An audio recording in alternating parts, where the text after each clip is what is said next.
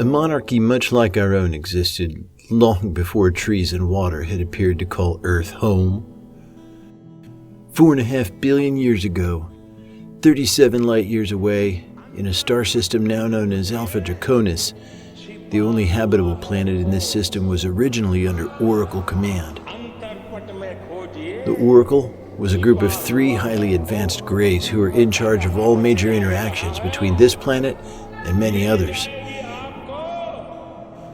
This empire had several races that specialized in different areas. For instance, the Meroidians were 6 to 7 feet tall and in excellent physical condition, resembling our rats in many ways, but quite a bit more humanoid. These creatures were in charge of construction and infrastructure of the neighboring communities just outside the empire. The Pleiadians were an extremely altruistic and noble race, mostly in charge of law and political legislation. Little did they know the Oracle was slowly manipulating their population into becoming a slave race by contaminating their water and by genetically modifying their food. A race of Saurians resembled our reptiles in many aspects, but also had a humanoid physique. These reptilians were the first to discover this deceitful corruption, since they worked directly under Oracle's command in a secret underground district directly beneath the Empire. They were what we would call scientists, and actually were the first slave race, since their bodies were designed to recover quickly from overwork. They were also the only race to master regeneration of just about any limb. The reptilians were held hostage beneath the Empire and threatened with dire consequences should they release or disclose information about the crops or water. If they did, the Greys would generate a frequency that speeds their aging process. Over the centuries, reptilians have adapted to this lifestyle. Eventually, most were to suppress any remorse toward the races that were being deceived above ground. It was a survival instinct. It was fear of death that led Lucius, a Saurian, to discover that they possessed changeling-like abilities, and further developed his research to scheme and escape from his life of underground slavery. It wasn't until an unwarranted Meroidian excavation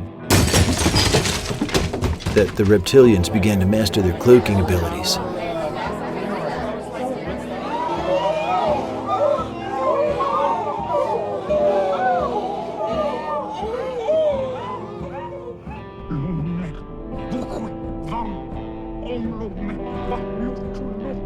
Time was of the essence. A recent broadcast by the Greys in a Saurian dialect announced a procedural change. Instead of having produce taken to the drop-off point, they'd instead have elite groups come down to retrieve them, and they were again warned against disclosing information about the crops.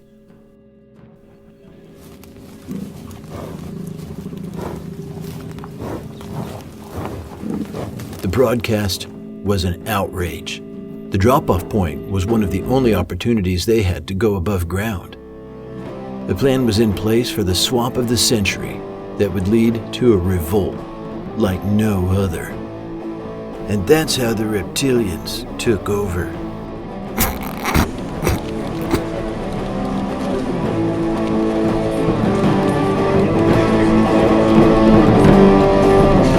Earth to the land.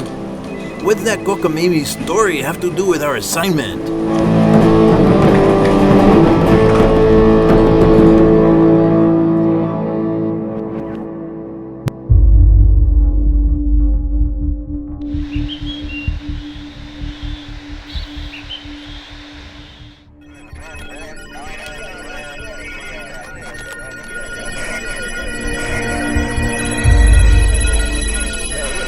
Sounds like the signals from earlier.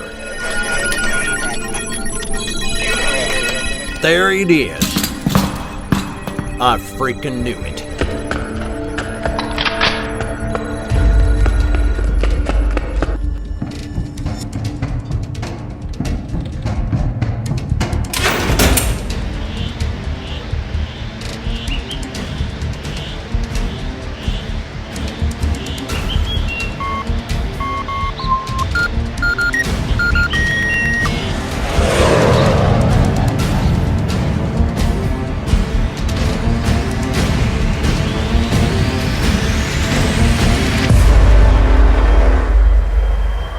days of reckoning are upon us.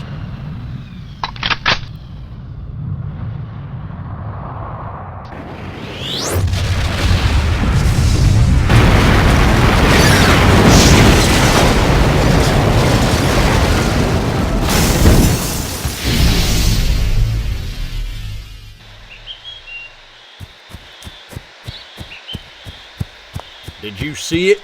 See it? I heard it. What in the hell was it? Name's Cameron. That there, sir, was a goddamned UFO, and I blew that motherfucker out of the freaking sky. That's what I did. Edward Sullivan. You did what now? I said that there was I freaking heard you. I ain't deaf. Just can't believe what I heard is all. You shot a UFO out of the sky?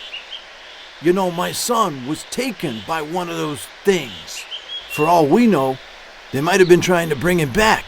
Son of a... If I were you, I'd find a safe place to hide my family. I would if I had any left. If it makes you feel any better, they're probably back to abduct more of us. They have some sort of peace treaty with our government, allowing them to take us in exchange for more technology.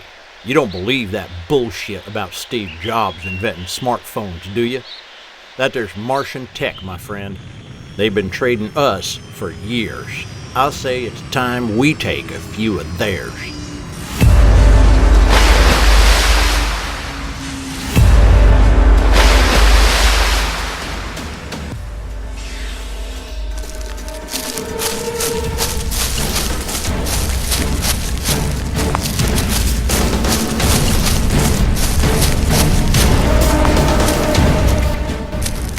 What in God's name are those?